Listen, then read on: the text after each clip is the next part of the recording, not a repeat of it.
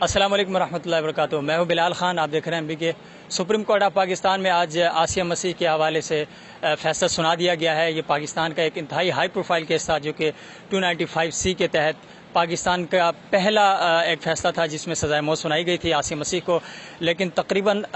9.5 سال بعد اس کا فیصلہ سنایا گیا ہے۔ اور اس وقت وکیل استغاثہ اور مدعی جو ہے قاری سالم اور وکیل استغاثہ چودھری غلام مصطفیٰ صاحب جو ہیں وہ ہمارے ساتھ موجود ہیں۔ فیصلے کے حوالے سے جو ہے ان کے کیا خیالات ہیں اور آگے کی جو صورتحال ہے وہ کیا ہوگی، اس حوالے سے غلام مصطفیٰ چودھری صاحب جو ہیں ہمیں پہلے تفصیل بتائیں گے، اس کے بعد ہم جو مدعی ہیں اس کیس کے قاری سالم ان سے بھی گفتگو کریں گے۔ جی سر، سب سے پہلے تو یہ جو آج کا فیصلہ ہے، لاسٹ جب یہاں پہ سماعت ہوئی اس میں بھی میں تھا، تو آپ کی تو زبان بندی کر دی گئی تھی وہاں پہ۔ ابھی جو فیصلہ ہے اس تناظر میں اتنی عجلت میں جو فیصلہ ہوا ہے، کیا اس کا بنیادی ریزن کیا بتایا گیا؟ کیا آپ کیس پورا نہیں لڑ سکے یا کچھ ایسی وجوہات ہوئی ہیں یا کوئی آپ سمجھتے ہیں کہ کوئی ایسا پریشر تھا جس کی وجہ سے اتنی عجلت میں یہ کیس جو ہے نمٹا دیا گیا ہے؟ بسم اللہ الرحمن الرحیم، والصلاۃ والسلام علی خاتم النبیین۔ میرے بھائی جہاں تک اس کیس کا تعلق ہے وہ آپ نے سن لیا ہے کہ جج صاحب نے اس کو بری کر دی ہے۔ دونوں عدالتوں کے جو فیصلے تھے ان کو سیٹ سائڈ کر دیا گیا، سیشن جج کا فیصلہ بھی اور اس کے بعد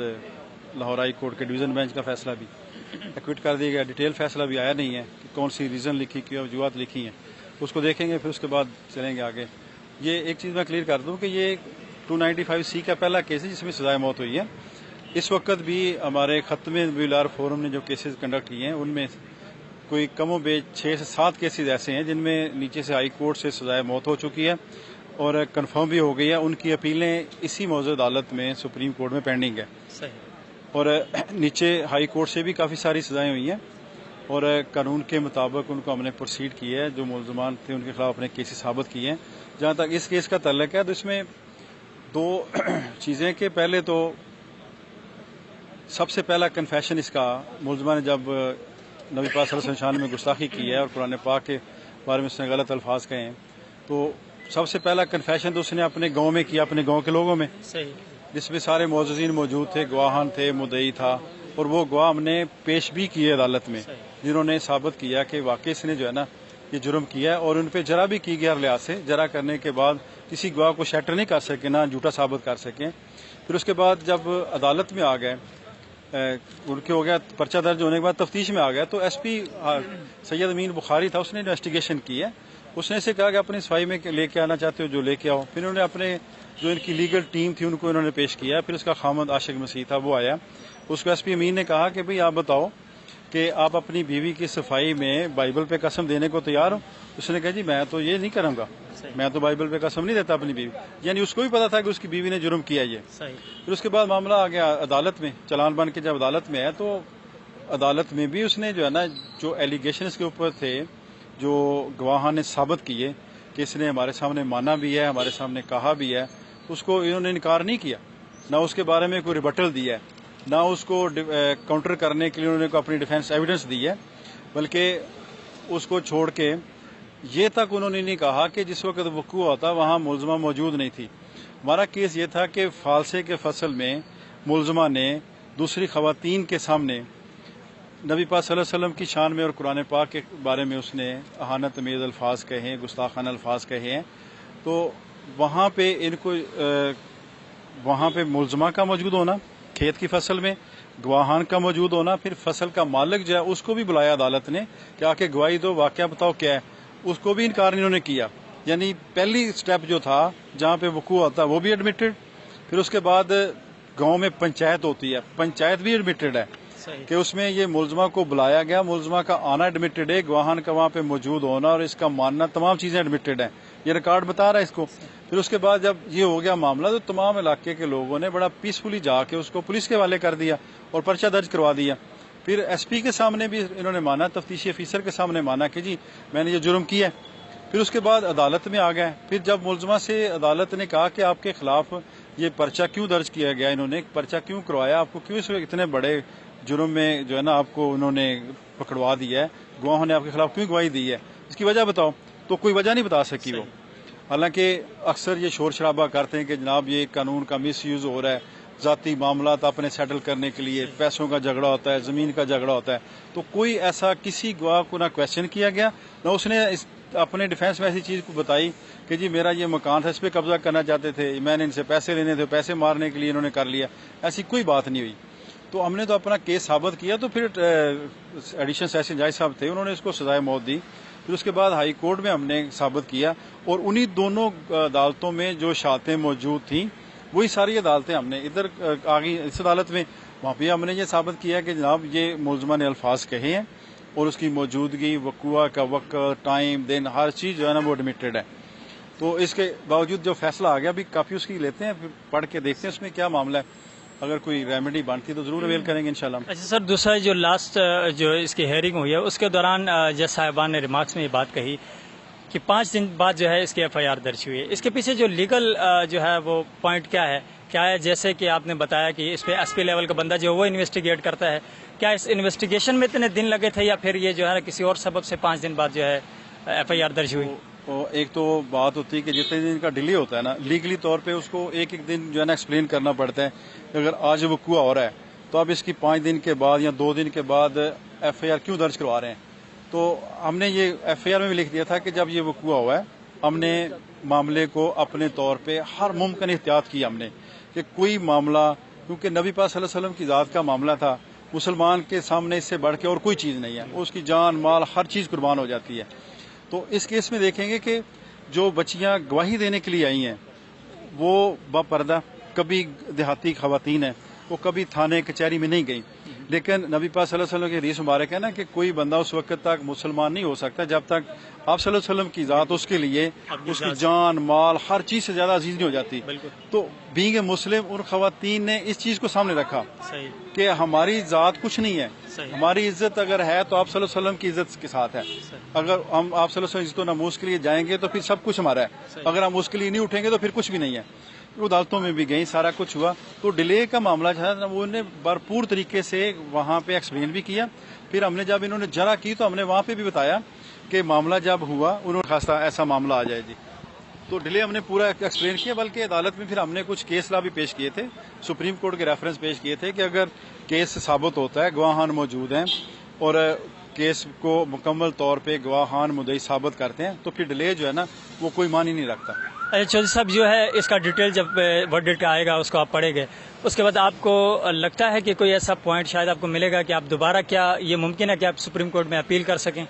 کہ اس کی دوبارہ تحقیقات ہوں یا JIT ٹائپ کی کوئی چیز؟ نہیں، اب وہ تو نہیں ہوگا، اب اس میں صرف ایک ہی لمیٹڈ سکوپ ہے ریویو کا، اگر اس میں کوئی گنجائش بنتی ہے تو انشاءاللہ ہم ضرور کریں گے۔ صحیح۔ اچھا ناظرین، اس وقت ہمارے ساتھ جو ہے وہ اس کیس کے جو اصل مدعی ہیں اور جس کو آپ کہیں کہ مین کیریکٹر ہیں، وہ قاری سالم صاحب جو ہیں وہ اس وقت موجود ہیں، جو اس مسجد کے خطیب امام ہیں جس مسجد کے جس محلے میں یہ واقعہ ہوا، اور تقریباً 9.5 سال سے جو ہے یہ اس کیس کو فیس کر رہے ہیں اور عدالت میں جا رہے ہیں۔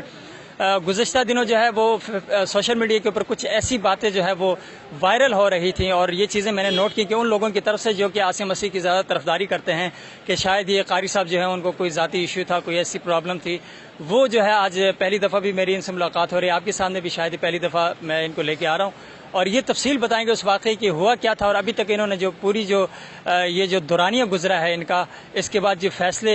کے پہلے دن سے لے کے آج آخری دن تک کے فیصلہ ہوا ہے، اسے کس نظر سے دیکھتے ہیں۔ قاری صاحب پوری تفصیل کے ساتھ جو ہے آپ تھوڑا سا اپنا تعارف بھی کروائیے گا، اور اس واقعے کا جو ہے وہ چونکہ آپ عینی شاہد بھی ہیں اور پورے اس کے مدعی بھی ہیں، تو تفصیل سے جو ہے وہ ناظرین کو بتائیے گا، یہ بھی بتائیے گا کیونکہ لوگ آپ کے بارے میں یہ بات کر رہے ہیں کہ شاید ان کو کوئی پرسنل ایشو تھا، تو بینگ اے مسلم میں تو کبھی بھی سوچ نہیں سکتا کہ جو ہے کبھی مسلمان تصور بھی کرے گا کہ حضور کے نام پہ جو ہے وہ کسی کو ملزم ٹھہرائے گا۔ جی بسم اللہ الرحمن الرحیم، نحمدہ و نصلی علی رسولہ الکریم۔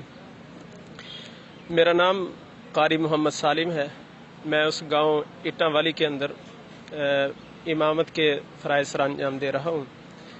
اور اس وقوع کی تفصیل جو ہے وہ ہمارے وکیل صاحب نے پوری کی پوری شروع سے لے کر اب تک جتنی بھی تھی ڈیٹیل وہ ساری کی ساری بتا دی ہے۔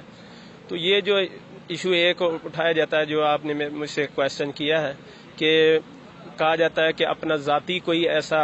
اس کے ساتھ جھگڑا یا کوئی مخاصمہ تھا، تو ایسی کوئی بات نہیں، اس لیے نہ میرے ساتھ، میں تو وہاں امام ہوں، اور وہاں کے جو رہائشی لوگ ہیں، گاؤں کے لوگ ہیں، کسی ایک کے ساتھ بھی نہیں ہے ان کا. حتیٰ کہ میں تو یہ بھی کہوں گا کہ 1.5-2 سال تک جب ان کے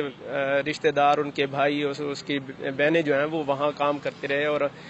وہاں جو بٹھا ہے اس میں وہ کام کرتے تھے، کسی کے ساتھ ان کا کوئی کسی قسم کا مخاصمہ نہیں تھا. اور یہ جو کوئی کہتے ہیں کہ ان کا اس طرح کا کوئی معاملہ تھا، جھگڑا تھا، تو کسی یہ جھوٹ کہا جا رہا ہے، یہ الزام لگایا جا رہا ہے. کسی قسم کا اگر ہوتا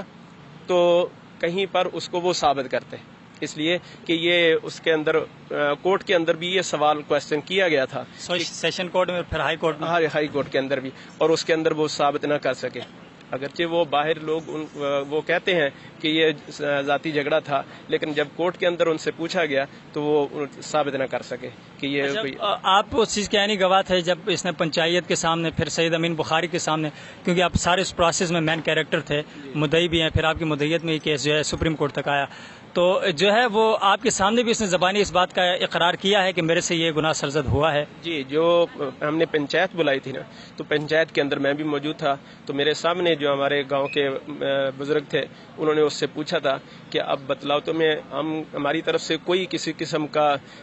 کوئی پریشانی نہیں ہوگی، کوئی آپ کو پریشان نہیں کیا جائے گا، آپ بتلاؤ یہ جو عورتیں اس طرح کی آپ کے متعلق بات کہہ رہی ہیں، کیا اس کو تم مانتی ہو یا تم اس کا اقرار کرتی ہو؟ اس نے کہا ہاں میں اقرار کرتی ہوں، یا ایسے میں نے. اچھا، اس حوالے سے اہل علاقہ کا کوئی دباؤ یا آپ کی طرف سے کوئی ایسی چیز؟ یعنی اس عورت کے اوپر نہیں، کسی قسم کا کوئی دباؤ نہیں تھا، حتیٰ کہ اس کو کسی نے دھمکی بھی نہیں دی. یعنی اس کے بعد آج تک نہ اس کے گھر والوں کو، وہ ابھی بھی وہیں رہ رہے ہیں، اس کا خاندان، وہ اپنے کاروبار کے سلسلے کے اندر وہ وہاں سے چلے گئے ہیں، یہ نہیں پتا کہاں گئے ہیں. اگر وہ کھیتوں میں کام کر رہے تھے تو یہ بھی سوچنے کی بات ہے کہ اتنی جلدی ان کا کاروبار کہاں سے آیا؟ وہ اس لیے کہ وہ بٹے میں کام کرتے تھے، بٹے، اور بٹا جو تھا وہ تقریباً 2 سال بعد وہ بند ہو گیا تھا. ہاں، وہ بالکل ختم ہو گیا، اس لیے وہ دوسری جگہ چلے گیا.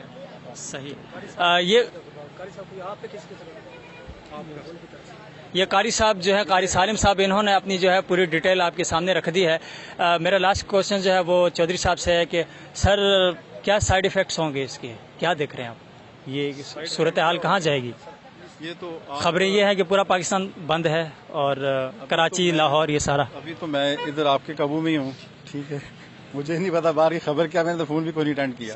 میڈیا آپ کو زیادہ پتا ہوگا کہ باہر کیا صورتحال ہے. جی، اس وقت جو ہے وہ احتجاج شروع ہو چکا ہے. مختلف جو جماعتیں تھیں ان کی طرف سے